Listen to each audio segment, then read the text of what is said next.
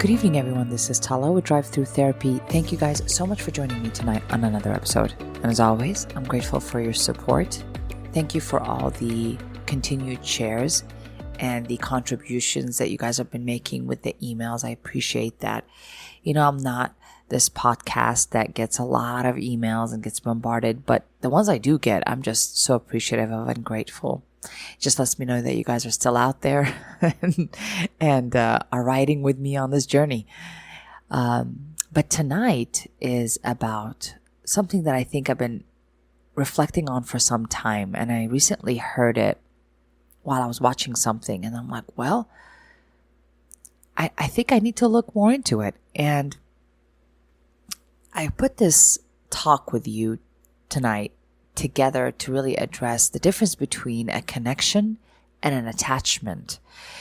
But before we begin with all that, I want to kind of tell you, as I always want to, the history of how we learn to attach to people. And I might have talked about this in prior episodes, but it's okay. We can always review. It's a nice refresher for all of us humans. We attach or learn to attach with our primary caregivers. That could be with a parent or anybody that may have acted as one to us.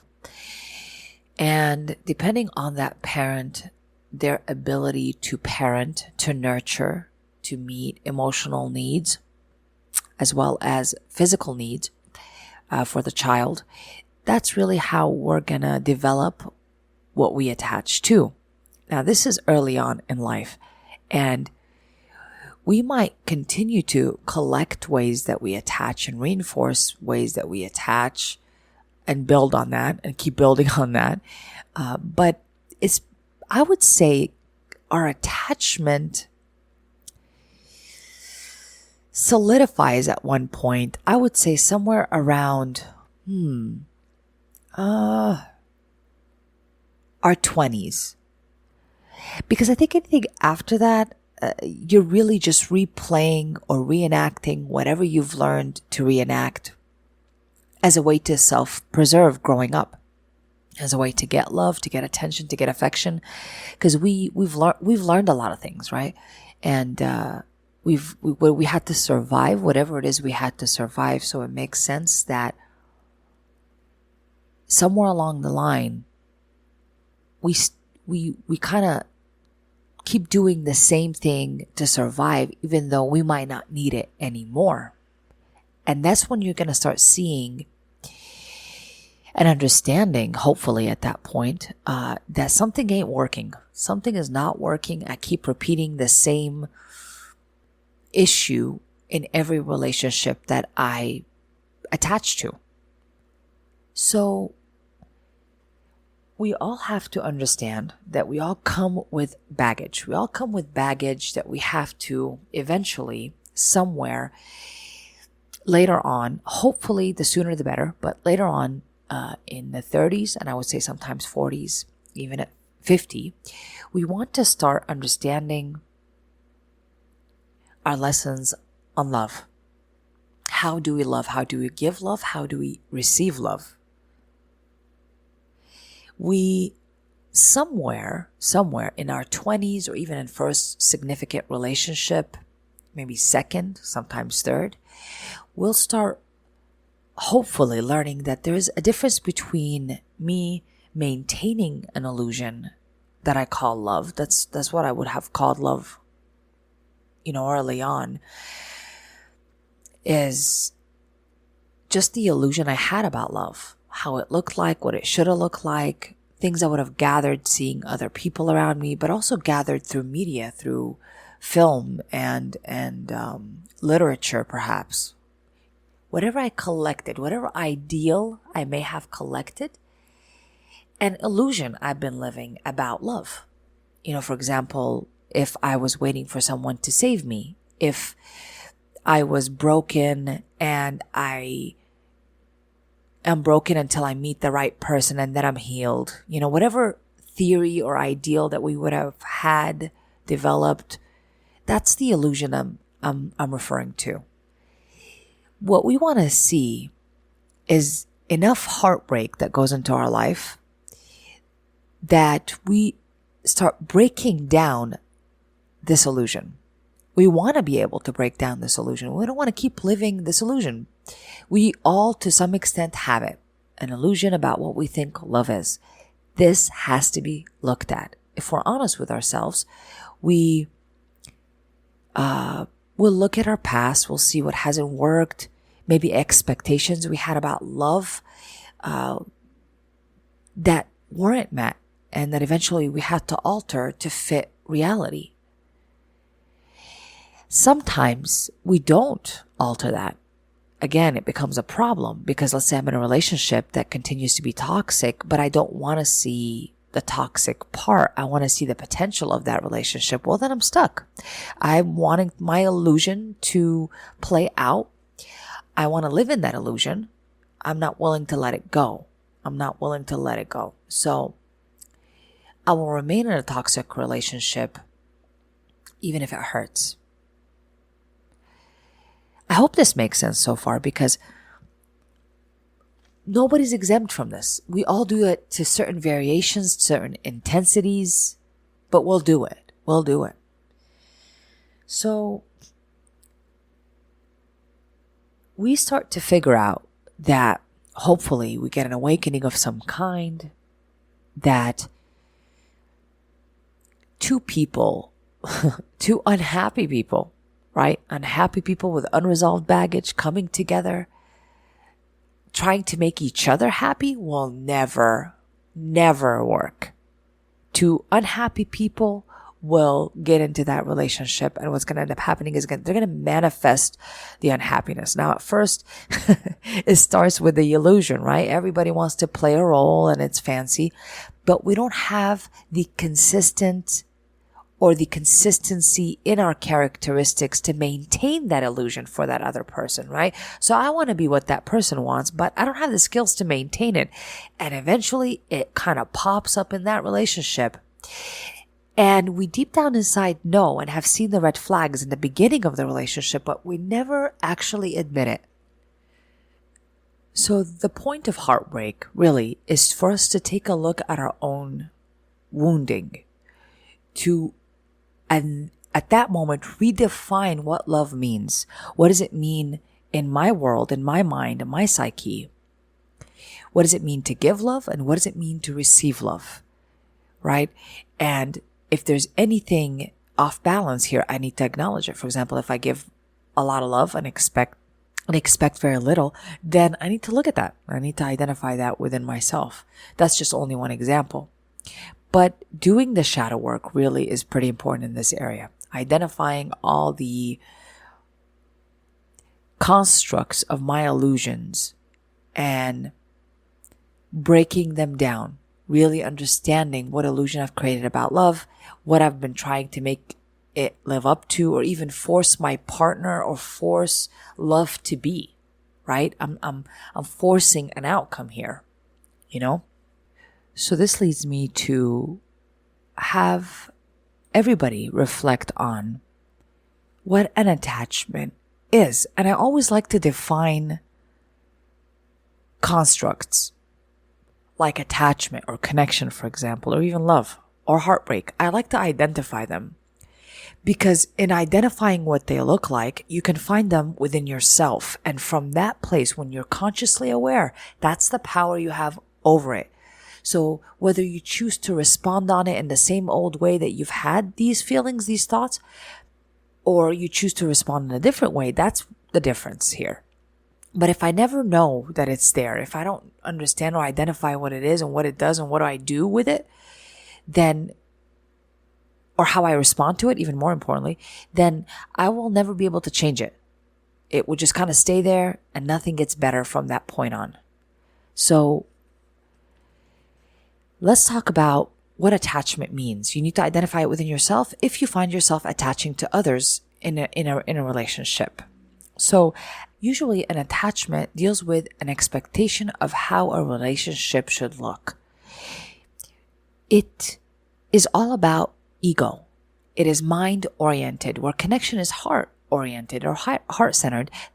Attachment is mind-centered.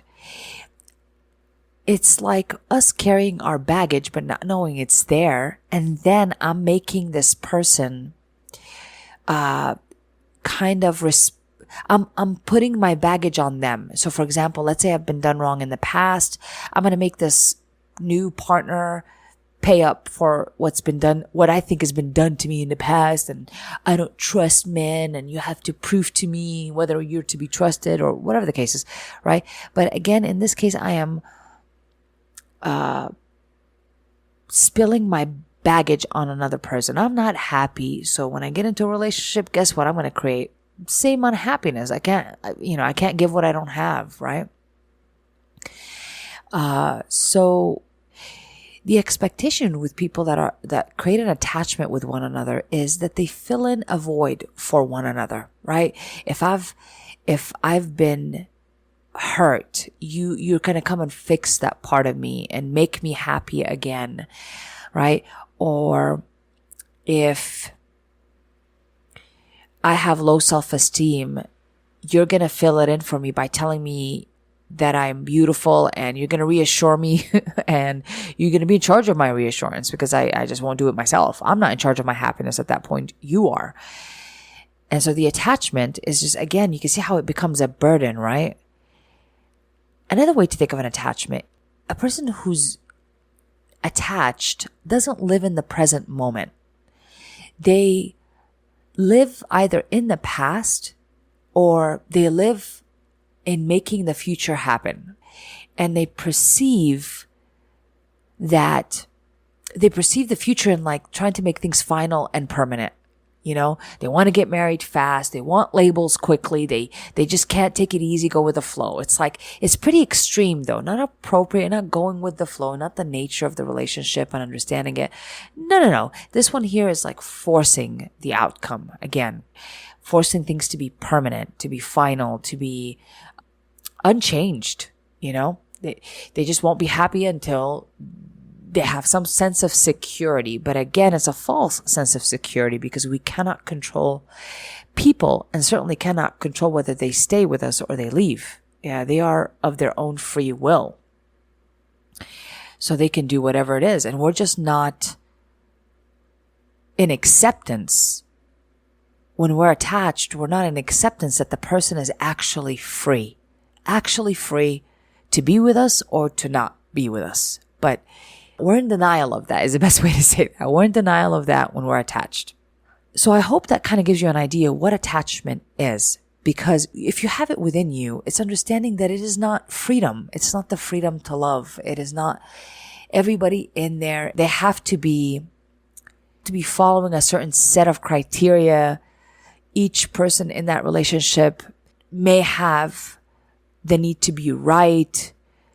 A lot of baggage is playing out, right? Or I need to control that. If I'm not going out, you can't go out because we're both together. And they care a lot about how this relationship looks more than the depth of the relationship.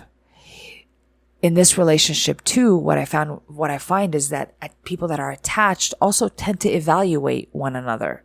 They set each other up by criteria in their head, in the back of their mind, and they evaluate the person based on that criteria. And if that person doesn't meet that criteria, then they perceive that they are lacking something, or that they're not happy. You can't make me happy. And they divert their happiness or their emotions and blame, specifically, not just divert, but they blame the other person for their emotions and where they're at.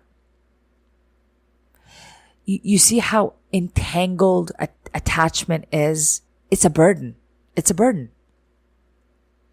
Now, when we think of what a connection is like, look, if an attachment is two palms and two hands interlaced with one another, that's what attachment is. Like one cannot move without the other, and eventually, since both of them know that they are free deep down inside, they're free, they have free will, they'll do whatever it is that they decide to do. And then, of course, the other person in the relationship is distraught, disappointed, depressed about the other person choosing to do whatever it is they wanted to do, when they had this right all along. They had this right all along. So I notice people in attachment tend to look at phones and check emails and check phone numbers. Who did you call? What did you do? Da, da, da. They're in denial. They think that if they do all these things, that somehow they're able to control the outcome, that I can keep that guy or keep that girl with me if I check enough phones and emails and shit, right? And Facebook or whatever people do, right? Any variations of these is just a red flag that I'm attached. I'm two palms interlacing with one another. Now, think of and visualize a connection are two palms that are close to one another. They're close to one another, and they can touch, right? But at any time, they can also step away from one another.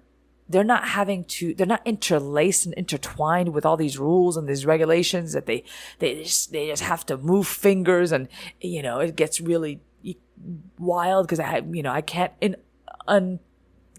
unlace my fingers from another person. And it's like, think of two palms, not interlaced, but two palms that are separate in a pose of meditation, connecting with one another, close, palm to palm. That's what a connection is. And any time the palm can be separated, but the palm is still whole. It hasn't moved anything. It's still itself, right? Without fingers going all over the place and have to readjust. No, the palm is as it is. And when they come together, the palm still remains in the same position. When they move away, they still remain in the same position. That's what a connection is. Emotionally, two people know that they are free. They are whole, meaning they understand and have taken responsibility for their own happiness, their own self-esteem, their own validation, self-reassurance. They've done their work. Right? And when they come together, it becomes about a heart-driven connection rather than a mind-driven connection. So it has its ups and downs, but they are free. They know they're free to be there or they're free to leave. They know that if they are unhappy at any time, they're not going to try to change the other person to make themselves happy. They're not going to try to force happiness with the other person. They're going to go within. They're going to go within to access their emotions, understand what they need to heal and take responsibility for to get themselves happier, which is a beautiful thing. You got two people now in a partnership, more like it, right?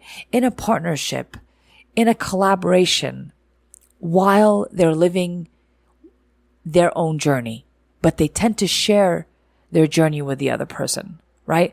We don't step into other people's full-blown journey and try to change their outcome, tell them what they need to be, what they need to say, how they need to love. We don't want to do all that. We don't want to do all that.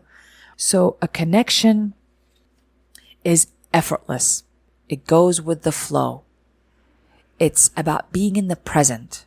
We're not living in the past. We're not living in the future. And it has to be permanent. There has to be rules. They're in the present. They go with the flow. It doesn't require too much work because most of the work I'm doing is on myself, people. It would be on myself if I'm in a connection, not on the other person, not evaluating the other person or judging them. It would be on myself. How beautiful. How beautiful. Also, it's always good to remember that relationships don't create connections. It is the connection itself that creates the relationship. When I hear married couple that say, we have to work this out because we're married. Oh no, that's like a red flag because like I said, relationships or the title of a relationship, whatever that may be, a marriage, a girlfriend and boyfriend, whatever, does not a connection make. That connection first has to be there and it's acknowledged that it's a connection. Then people of their own free will can decide what next step they want to take, but they never forget that they're in a connection first. the label of whatever that connection is only a complement to that connection, not the most integral thing. I gotta make this work because we're married. Does that make sense? It's pretty important for us to remember this distinction. It makes it easier for me as a human being on this journey. So I hope that helps. When we understand what connection and attachment is, then it gets easier to know where I need to start. I don't start with trying to change my partner. I don't try to evaluate them or maybe communicate to death with them, right? If I gotta see if a person is showing me their colors, why do I want to repaint it? Just see the colors. And then from that point, make the decision you need to make about your own happiness. But most of the time in an attachment, what ends up happening is that I'm not happy. And I think because I haven't really pushed myself or had that awakening, I often want to make the other person alter themselves, change. I might communicate with them. Communicate. We got to communicate. But the thing is, it's like we can communicate to death, but communicate doesn't mean to change their personality, to change, what they find as priority. And if they don't find this relationship a priority, good, you need to see it. If they don't find love to be a priority, cool, you need to see that. If you don't find that they perceive fidelity as a priority, again, great, you need to see that. We don't want to say to that person, we gotta stay monogamous because we're married. I mean, again, it keeps you in denial because the person can do whatever they want. So we're not trying to stop the person from doing whatever they want. The thing you need to see when you're living in the present moment is that if you are with them in that present moment, that you're enjoying them as they are. But if you happen to see that they are not being monogamous or faithful to you, at that present moment, you get to decide. But if you are in the moment and your mind is going all the other stories or narratives, this person is in love with somebody else, he's calling somebody else, he's talking to someone else, he's looking at someone, like all that, what if, that's when you're not living in the present. You're just, it's an attachment, friends. That's when it becomes a burden. Okay? Important for us to know all this, to see it within ourselves, to admit it. The most important thing is to admit it, to admit the illusion and expose it that I've been living in about love. Call it what it is. Labels can be so important and useful, but not to make things permanent and to just identify with that label and make it our own. That's not where I find its most use. But its use comes from like, if I name it, I tame it. If I name it, I tame it. So if I'm able to label what's been going on with me, then I want to be able to work on it. I want to heal it. I want to make it better. I want to take responsibility for it and no longer become helpless to it and say, I'm wait for somebody to fix it in me rather than me going straight to the source and fixing it myself, about myself. And leaving people to fix themselves. And if they don't want to fix themselves, we gotta make a decision in the present moment to do what we need to do about that to get happy, right? Whether I accept their personality and what they like to do and stay with them. And acceptance means acceptance. That means I don't try to alter them, right? Change them because I've accepted it. Or I can leave, right? And go on and move on in a different path. That's fine. Either way, you are free as a human being. Your partner knows they're free too. Even if they don't think they are, they know they're free. Deep down inside, our spirit, our soul knows it's free. It knows it's free. It has the will to think and feel whatever it wants. It has the will to be motivated by whatever it wants to be motivated by. And that part we can never see in another human being. We can only see it in ourselves. And so, for us to think that we can control all that in another human being is a false idea. We're selling something else. We're just doomed for trouble. And I want to stop people from getting into trouble.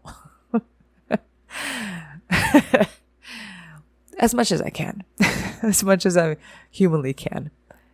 I hope this helped you guys. I think it's so useful. And even talking about it to you guys, man, oh man, does it help engage more of a curiosity in me to look at different aspects of my own life and how I receive love and give love, because it's important. I'm always working on myself, not people, on myself. And maybe it's through that, as deep as I have looked at myself determines how deep I will be able to look and see people. And that's the benefit of us looking within ourselves. Honestly, we're also going to see with honesty and compassion the characteristics of people that we're never going to say 5 years from now that, oh my God, when I first met this person, he was a great person. He was so perfect, but then he changed. No, the hell he didn't. He was always the same. It was always the same. But I don't want to admit I wanted what I wanted. I refused to see it. I had an illusion about love and I wanted that person to maintain that illusion. I did whatever I could to help him help her maintain that illusion. I wanted them to fit that criteria, you know? So I like understanding myself better. I like knowing myself with depth. So this way, when I'm looking at a person, I can also understand their depth as well and understand them with depth. But if I don't look at myself with depth and self-honesty, then I'm going to understand them at that level, at which point I'm living in a sleep state. I'm making decisions based on my illusions, my narratives on the inside, never checking them, just making stuff happen, trying to control stuff. We want to wake up from that if we can in this lifetime, so we can really get to loving freely. Again, thank you guys so much for joining me tonight. I'm sending you love and light. This has been an episode of Drive-thru.